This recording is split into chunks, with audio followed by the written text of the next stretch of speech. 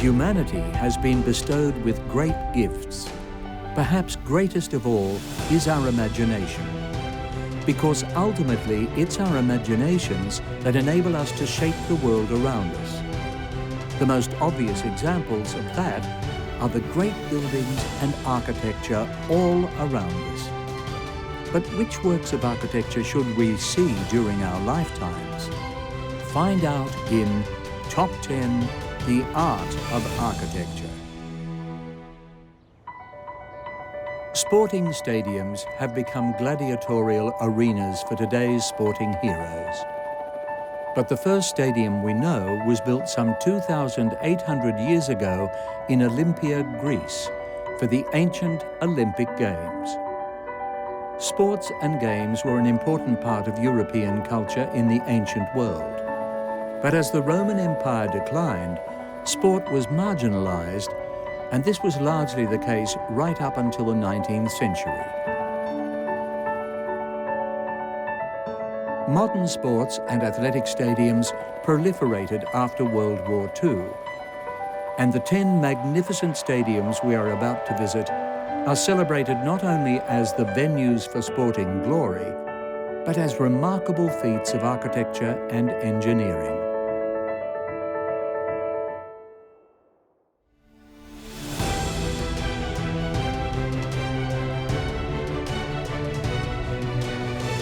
Olympic Stadium, Athens, Greece.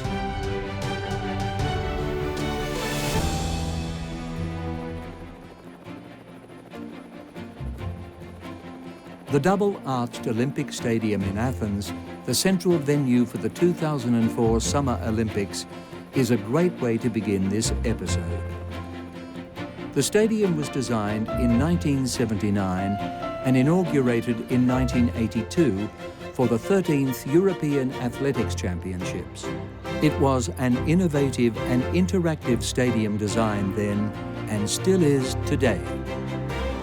The facade was not the image of the stadium, but in fact the people climbing and meeting each other on these different levels, or at least that's the expectation I have of it, which I liked very much as an idea, as a concept. In the 1990s, other sporting facilities were built nearby. The Olympic Velodrome, the Olympic Aquatic Centre, and the Olympic Indoor Sports Centre. Today, they make up the Olympic Athletic Centre known as the Spiros Louis, after Spiridon Louis. Spiros was a Greek champion of the first modern-day Olympic marathon at the 1896 Athens Olympics.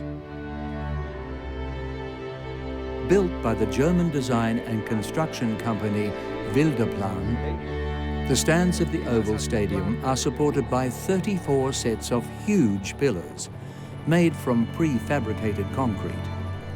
4 further pillars once loomed over the stadium, holding its floodlights, but these were removed for the 2004 Summer Olympics.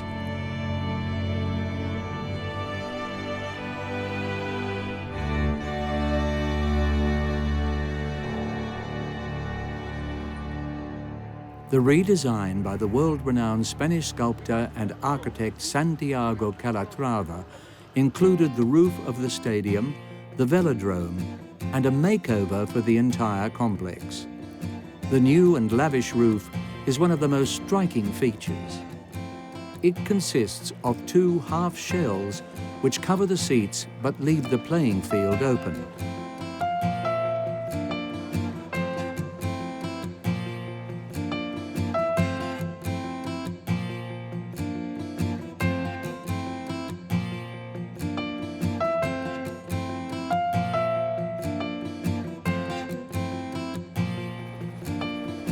Both of the double bowstring-tied arches consist of 2 steel tubes, a dense 3.5 meters in diameter. The arches support polycarbonate roof panels, a much lighter material than the original planned glass panes. Even so, each half of the roof still weighs some 8,500 tons. Both halves were assembled on either side of the stadium. They were then lifted hydraulically into position, which is no mean feat. From servicing point of view, it's also important that the stadium is used regularly after the game events. With a span of 304 meters, the whole of the roof rests on just 4 bases, where the arches intersect.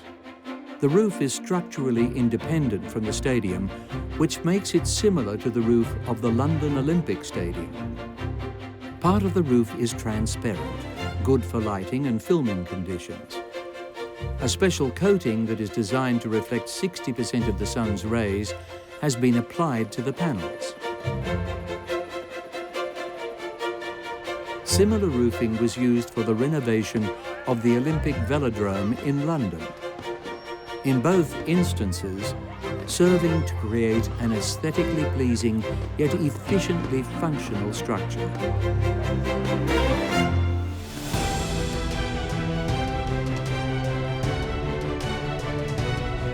Olympiastadion, Munich, Germany.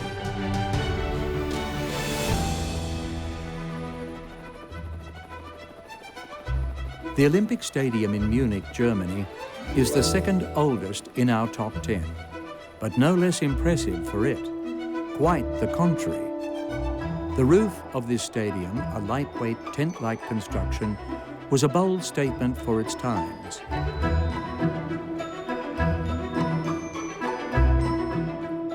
It was designed as part of the complex of sports venues and buildings for the 1972 Summer Olympics. But this was part of a wider rejuvenation of the city of Munich.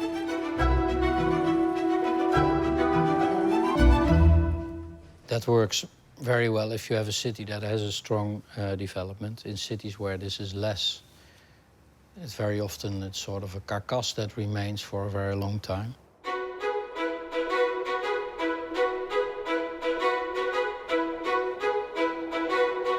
A flat, largely undeveloped plot of land in North Munich was transformed into a hillocky landscape, into which the main sports fields were integrated. The arenas and pitches were sunk below ground level, and the key facilities all hidden under the stands or underground.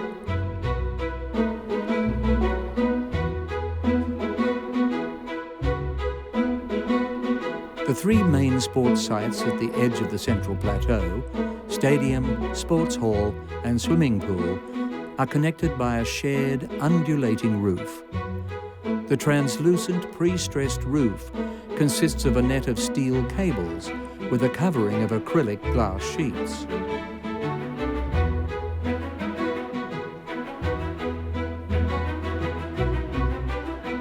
The roof was designed by Frei Otto, a German architect and structural engineer who specialized in lightweight structures. He had already amazed visitors to Expo 67 in Montreal with a similar concept. Suspended on massive steel pillars, the roof gives the stadium a tent-like appearance, especially at some points where it reaches to the ground. The forces at work are carefully calculated and balanced against each other. The Munich Olympic Stadium was built for Olympics in 1972, and in that time it showed already very progressive architecture and engineering construction and concept. The sheets of acrylic glass are connected to each other by flexible chloroprene strips, which also drain rainwater away. The transparent roof lets in all the necessary light and eliminates shadow contrasts. This ensures the sharpest possible TV images. Pretty slick for 1972.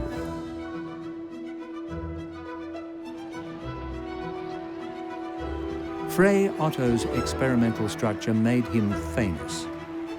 In 2015, the year he died, he was awarded the Pritzker Architecture Prize for his lifelong work. This is the architectural world's equivalent of an Oscar or Pulitzer Prize.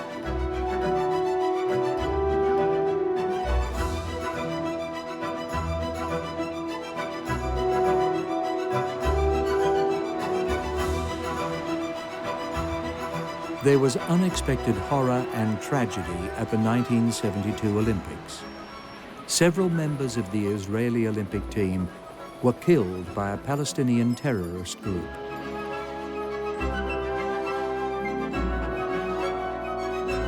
Despite these events, the Olympic spirit somehow prevailed.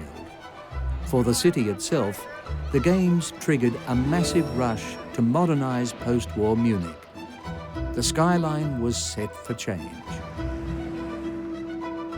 The new trends of structural engineering or architecture design also brings new elements to the stadiums or to stadium structures.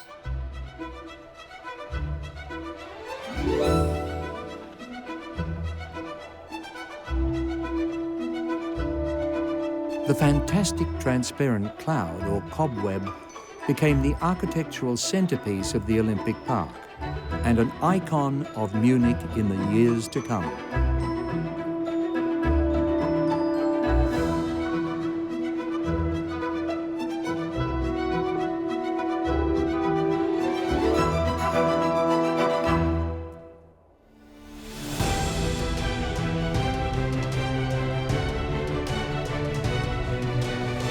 Olympic Stadium, Montreal, Canada.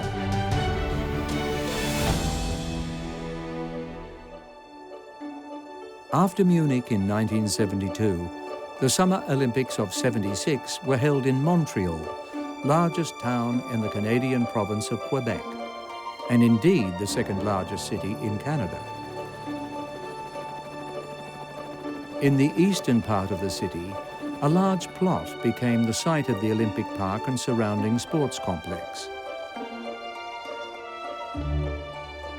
Its centerpiece was the magnificent new Olympic Stadium, its instantly recognizable inclined tower with retractable roof.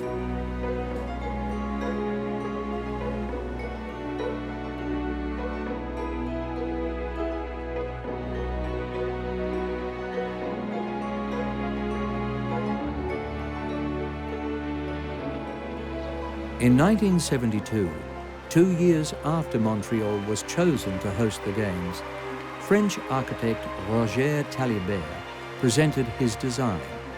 It involved a highly organic style apparently inspired by marine biology.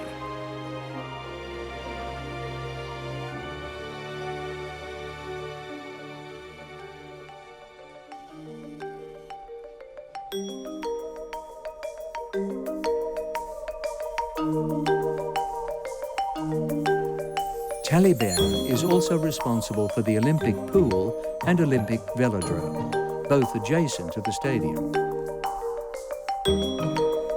The stadium was designed as a colossal elliptical cantilevered structure, which resembles a shell that is opened in the middle. It was originally intended that the huge 168-meter-tall leaning tower hold up a movable synthetic textile roof suspended from it. The tower was not ready in time for the Olympics, however, and was added later. The main components of the stadium shell are 34 self-stabilizing concrete cantilevers, which uncovered are reminiscent of ribs or fingers. These point towards the center of the stadium. They support the stadium stands, stairways, and the fixed section of the retractable roof design.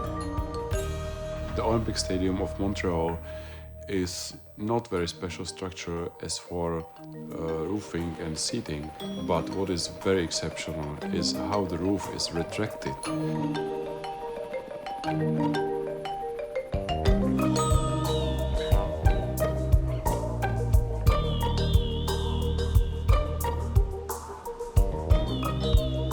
The tower was also meant to contain 18 floors of sports facilities, 27,000 square meters. But bad weather and mismanagement combined to see only a quarter of the tower completed by the time the Games had begun.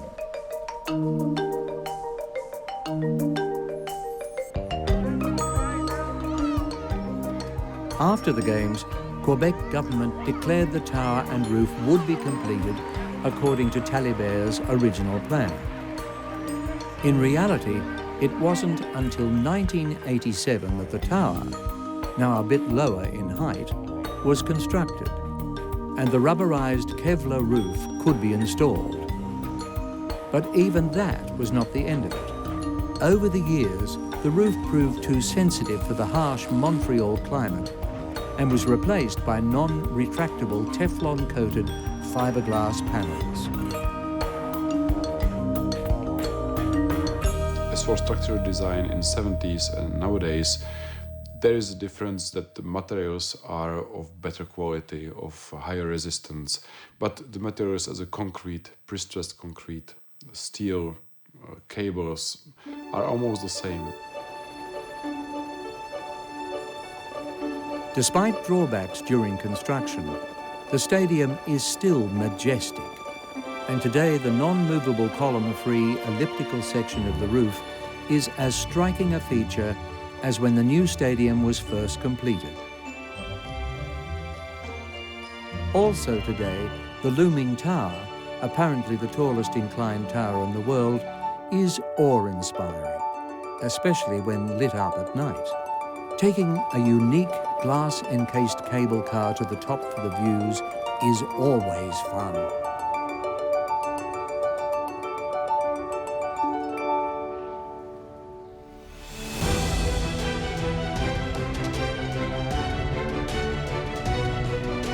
Soccer City, Johannesburg, South Africa.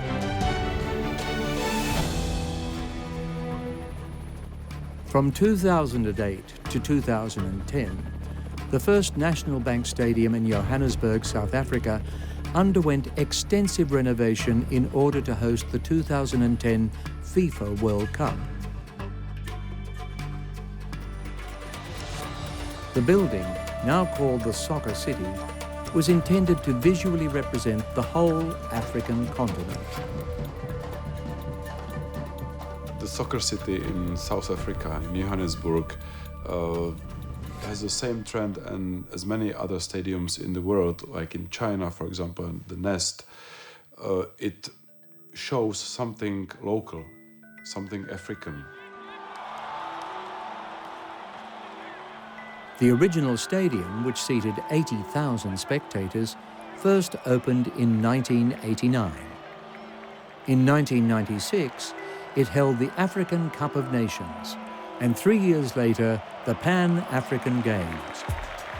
But when in 2004, South Africa was chosen to host the 2010 World Cup, the first World Cup ever held on the African continent, a major revamp was called for. It was also necessary to increase seating capacity. For the reconstruction, the studio Bugertman and Partners and the HOK Sport Company were chosen. The latter, today called Populous, is an architectural firm specializing in sports-related buildings.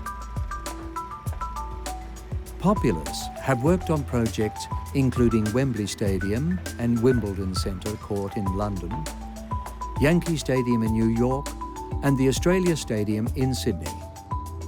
The old stadium in Johannesburg was partly demolished and its foundations were used for a new building, the new symbol of African soccer.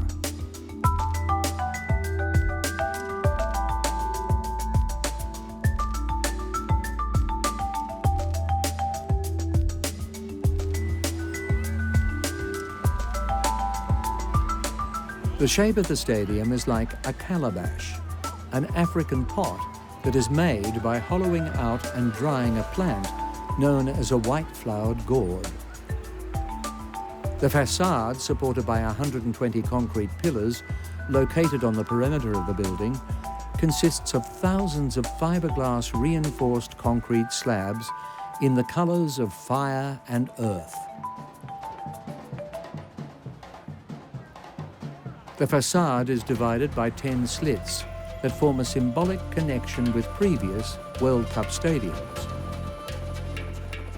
The roof that encircles the pitch consists of a Teflon fiber membrane with an area of 54,000 square meters.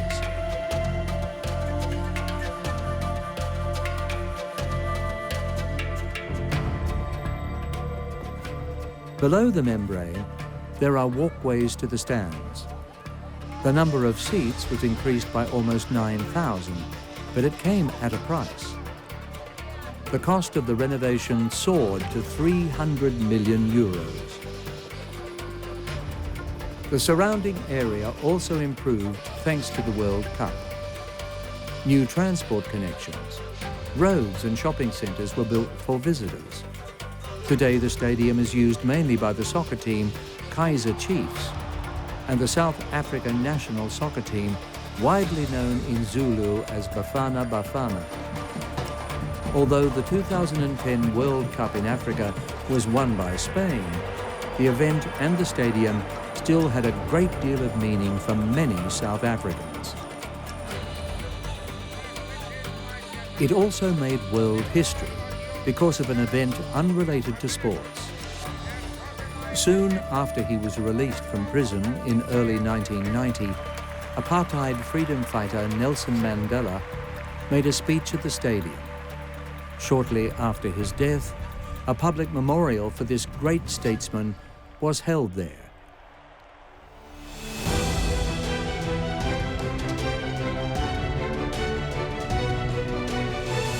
Wembley Stadium, London, UK. Our architectural top 10 takes us next to Wembley Stadium. Wembley itself is an otherwise typical slice of suburban London, best known for its football stadium. What makes Wembley so iconic is a retractable roof supported by the striking arch, which soars above the stadium and is visible across London. Stadiums can also destroy neighborhoods and make them very unlivable. All is depending a lot on how it's done, how it's used.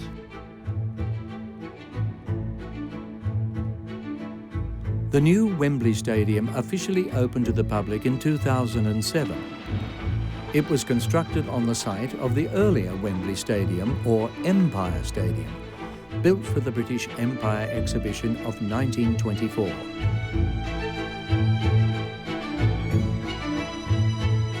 The distinctive white twin towers of the old stadium were an icon of British sporting history, host to events such as the 1948 Olympics and the Euro final of 1996. But it was almost entirely demolished in 2003 to make way for its modern successor. Completed ahead of schedule, the new stadium hosted its first FA Cup final in 2006 with a huge crowd of some 200,000 people. The new stadium covers twice the area of the original and is almost 4 times higher. The British architecture studio Foster & Partners, now famous, for example, for the London skyscraper nicknamed the Gherkin, worked in tandem with the American sports architectural company Populous to redesign the new-look Wembley.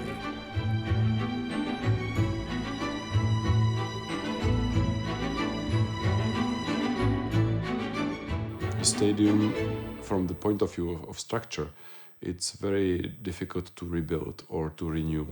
You can rebuild a few parts of a stadium like a bridge, but you cannot rebuild everything or replace materials. So Wembley Stadium, for example, the old one, has already expired as for material lifetime or architecture design or capacity or efficiency for services.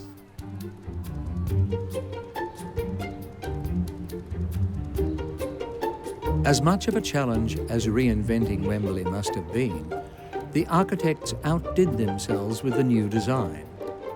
With a span of 315 metres, the new-look Wembley's steel arch is the longest single-span roof structure in the world. It supports the north roof and 60% of the south. This enables the south roof to retract, letting light and air onto the pitch. Around a third of the roof is retractable. Based on computer modelling of air movement and sunlight, this prevents shadows falling on the pitch.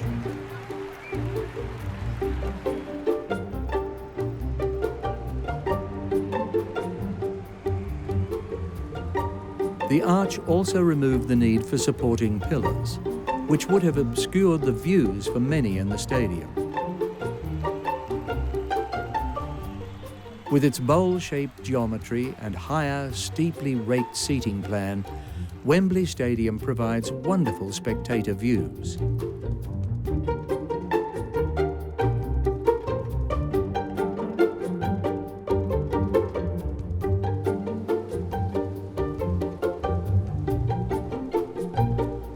Thanks to its innovative design, Wembley Stadium is an instantly recognisable London landmark, something not only for sports fans.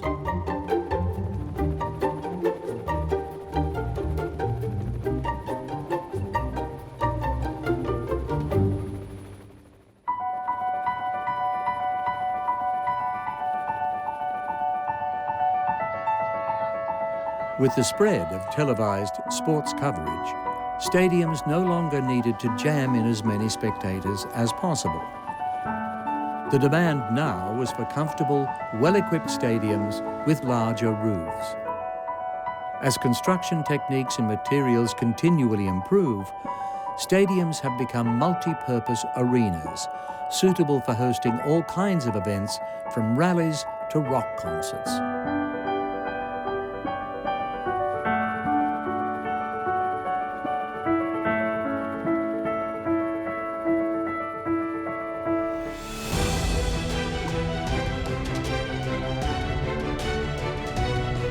The National Aquatic Center, Beijing, China. The Beijing National Aquatic Center, known as the Water Cube, was built in connection with the Olympics of 2008.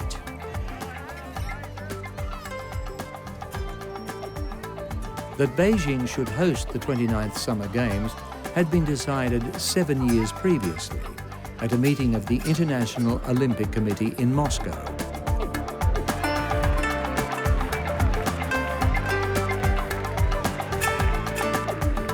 Beijing won thanks to its promise to complete building the sports facilities 1 year in advance. This was in order to avoid a repeat of the last-minute organised chaos of the 2004 Olympics in Athens. The Chinese organisers' architectural competitions helped them stay ahead of the game.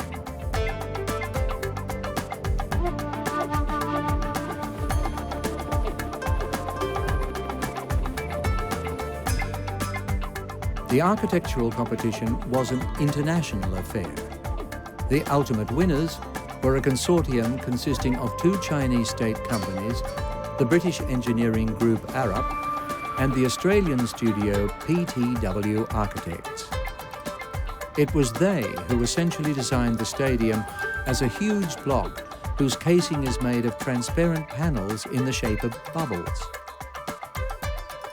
The architects found their inspiration for this structure in water itself, and in the works of the physicist Lord Kelvin and his Irish disciples Denis Weary and Robert Phelan. They had been trying to divide space into cells of equal size with the least possible surface area between them, much like water. The result was the complex three-dimensional structure known as the Weary-Phelan foam. This structure, consisting of a combination of dodecahedrons and tetradecahedrons, was cut by the architects into identically sized cubes. The results are definitely unique.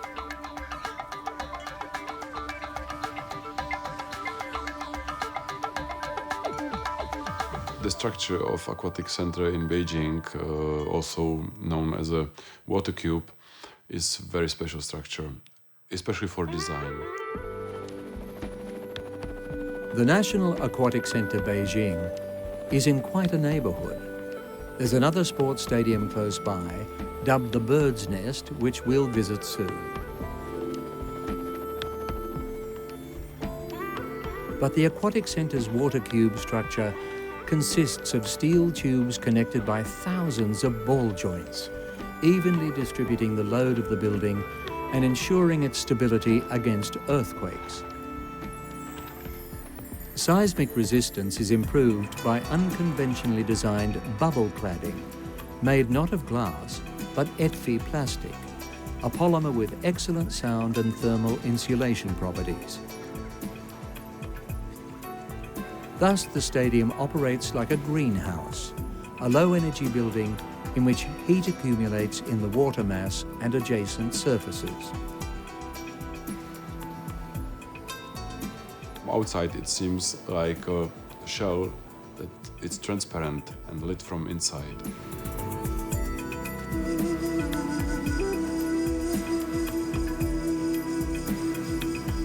The casing, made of ETFI pillows with aluminized patterns, regulates daylight illumination but has the disadvantage of being airtight.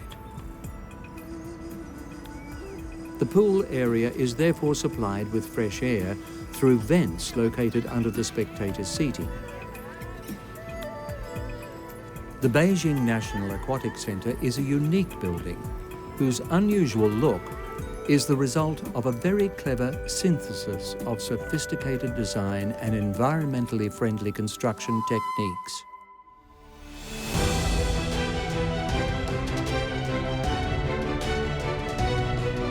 National Stadium, Beijing, China. And we need only go next door in Beijing for number 4 of our countdown, the so-called Bird's Nest. The design for China's National Stadium, a memorable symbol of the 29th Summer Olympics, emerged from an international competition.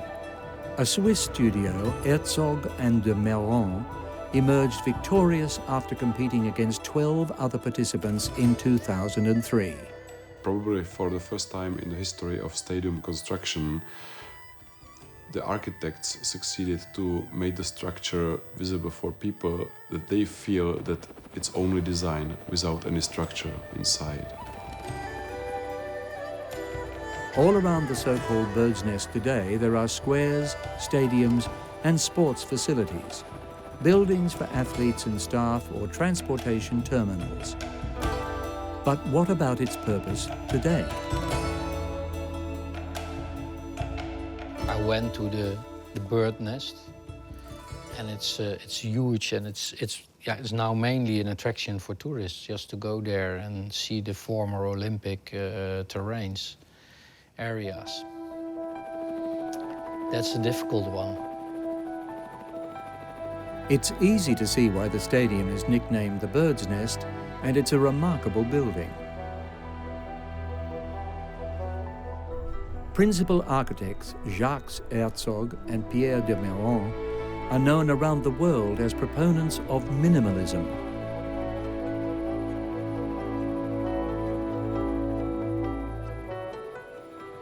So they originally intended to design the stadium as looking something like a large bowl, typical of traditional Chinese ceramics.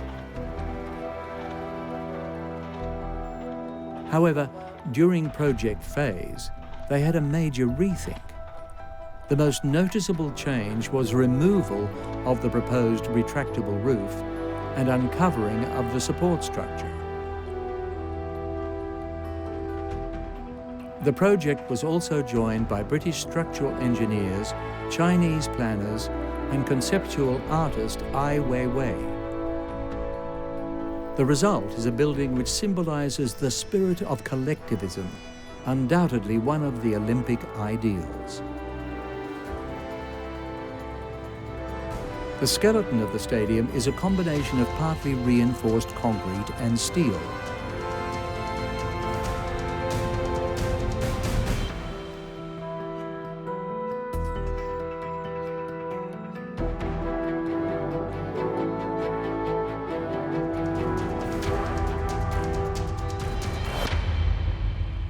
Steel was used to make the outer frame protecting the red reinforced concrete spectator bowl, with its huge grandstands and facilities. The stadium roof is supported by 24 trussed columns, each weighing over 1,000 tons. Regularly spaced, almost identical columns are hidden in a steel chaos of diagonal wind braces, so that their position is not clear at first or even second sight. Their original task was to carry a retractable roof, but in the end, this was discarded. Due to security reasons, the number of seats was reduced from 100,000 to 91,000, giving the stadium a much airier feel without sacrificing its vital anti-seismic design.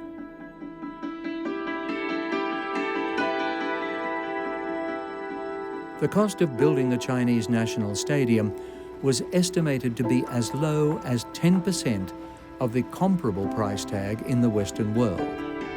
To give some idea, in one single day, thousands of workers were able to lay down over 7,500 square meters of grass, irrigated by water collected from the roof of the stadium.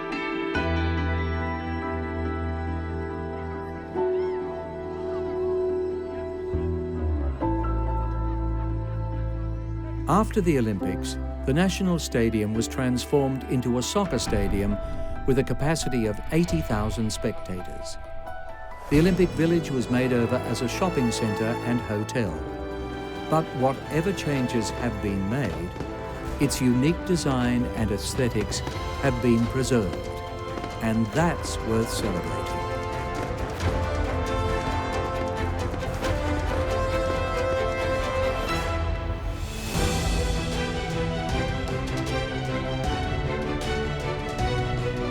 Olympic Stadium, London, UK.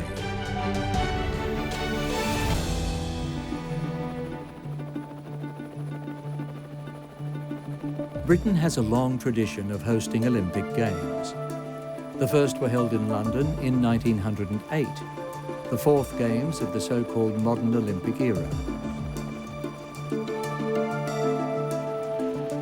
After the Second World War, the old Wembley Stadium, built for the British Empire exhibition of 1924, hosted the 1948 Summer Olympics.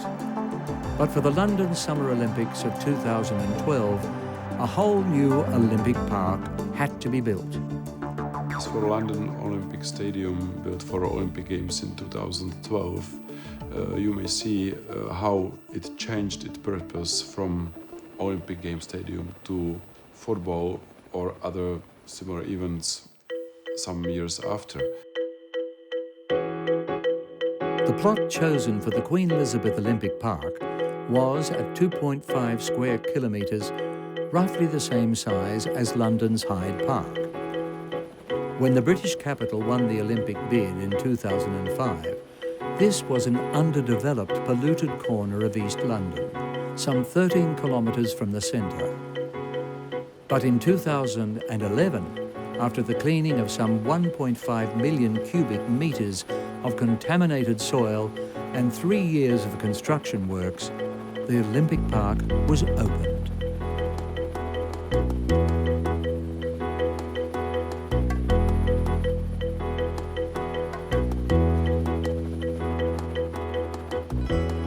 It was designed by architects from, again, Populous, the American architectural company that designed some of the prominent stadiums already visited in this episode. But the construction company entrusted with building the complex was Sir Robert McAlpines, the very same company that had built the old Wembley Stadium 88 years before. The elegant structure combines the external diagonal white steelwork that supports the roof, while on the inside, a black steel structure supports the upper seating tier.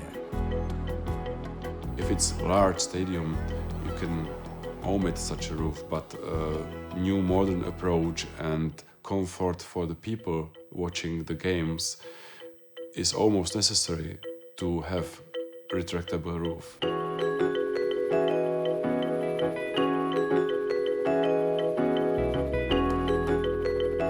The structurally independent roof is covered by PVC fabric on an innovative lightweight cable net with an inner tension cable ring and an outer steel compression truss. One of the design principles was, of course, sustainability. For the 2012 Games, a large stadium was needed.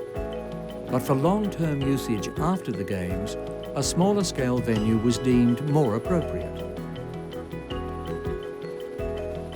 They already think ahead of the after Olympics and how the stadium can be reduced again, make a bit smaller, and how other structures can be sort of absorbed in the development of the city. Plans on how to use the stadium after the Olympics have changed more than once, and the stadium is currently being adapted to become a multi-purpose venue for both sporting events and cultural activities.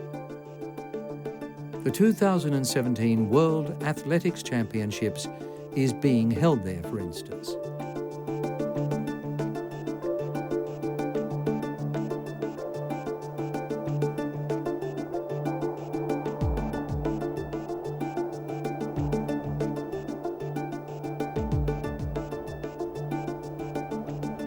Post-Olympic renovations include the installation of a new cantilevered roof, combining solid with transparent covering. Twice the size of the original roof, it will become the largest roof of its kind in the world.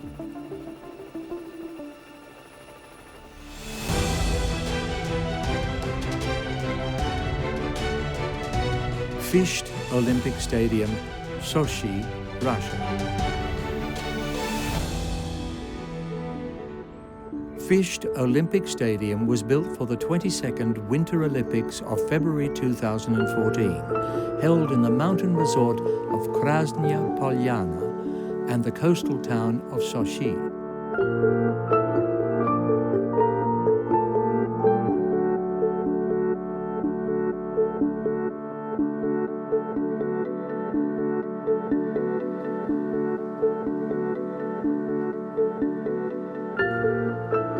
The stadium takes its name from Mount Fisht, nearby in the Central Caucasian Mountains. The architects from the American company Populous say they were inspired by the world-famous Fabergé eggs. Jeweler Carl Peter Fabergé made a series of them between 1885 and 1917 for the Russian imperial family. But what about the practicalities of stadium design? If you build the stadium for winter games or summer games, there's one big difference. You have to keep the cool inside for winter games stadium. But as for structural point of view, the problems are similar.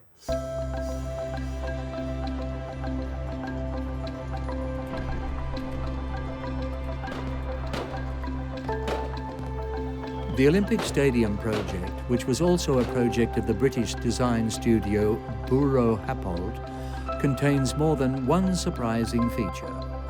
Above all, there is the atypical retractable roof, which when open has breathtaking views of the Caucasian Mountains and the shores of the Black Sea.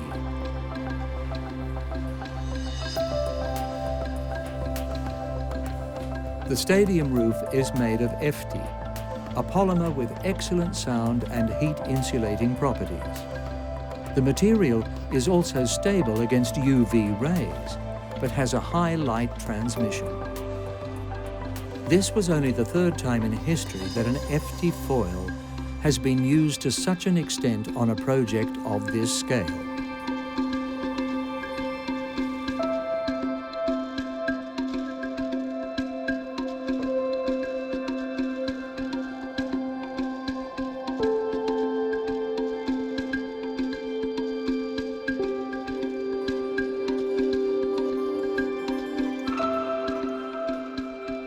The FT pillows covered the steel frame, which is part of the moving mechanism allowing the roof to open fully or close. The Olympic Stadium roof covers more than 36,000 square meters. From a structural point of view, It combines steel and reinforced concrete frames, the latter painted white. Architects conceived the impressive stadium as an oval with 2 tiers of grandstands encircling the pitch, providing space for 40,000 spectators. This capacity will be increased in the near future due to the Soccer World Cup in 2018. The stadium will then be adapted for the training and tournaments of the Russian national soccer team, with seating capacity reduced to 25,000 spectators.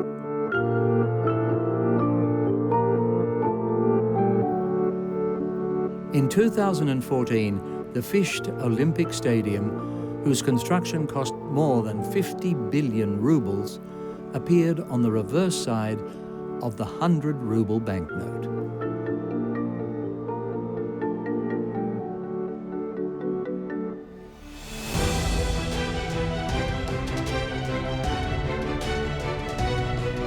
Maracanã Stadium, Rio de Janeiro, Brazil.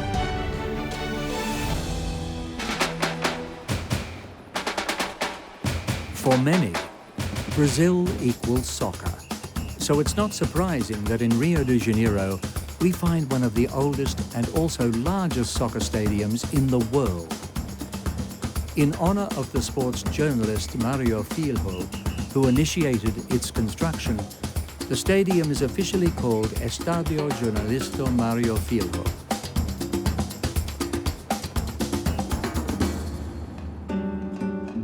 It was built to be ready for the World Cup of 1950.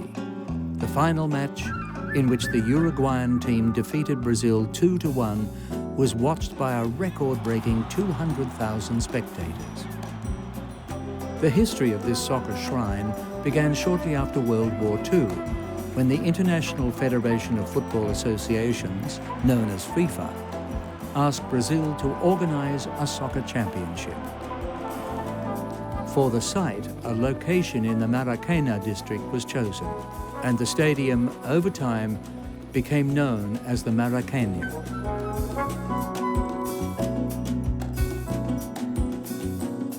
So these Olympic games or world championships or these huge events, they can have a big impact, but they also generate activity. So in the run towards it, when all the benefits are promised and how great it will be for the city or the country, it also generates a lot of activity and entrepreneurship, and people are excited about it. The fierce competition in the public tender was won by a team of 7 young architects. For them, this was no ordinary architectural commission. Their stadium was expected to be a reflection of the Brazilian place in World Cup history.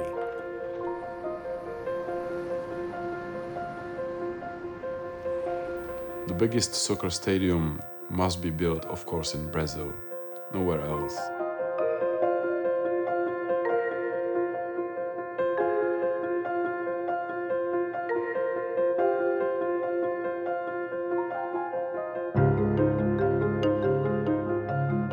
Architects designed the impressive stadium as an oval arena with a long axis and 2 tiers of grandstands encircling the pitch. The more popular upper grandstand has something of the character of a theatre balcony. The strictly symmetrical stadium could be entered through one of 2 entrances, both with triumphal arches and ramps, through which crowds could seamlessly flow into the upper grandstand. Spectator capacity is in excess of 155,000.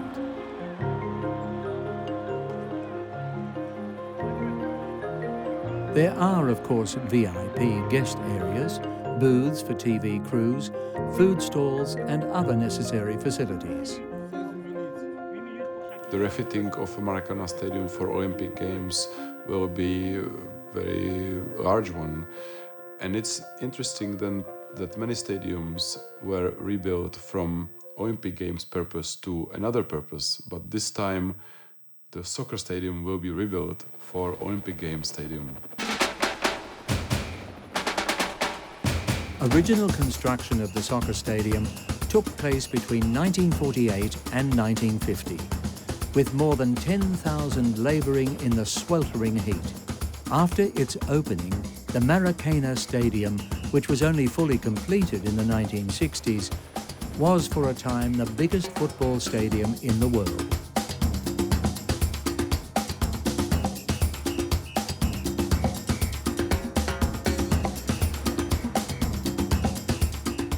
The current capacity of Estadio do Maracanã is 78,000 spectators plus. In 2014, the stadium hosted the World Cup, and in 2016 is a venue for the 31st Summer Olympic Games.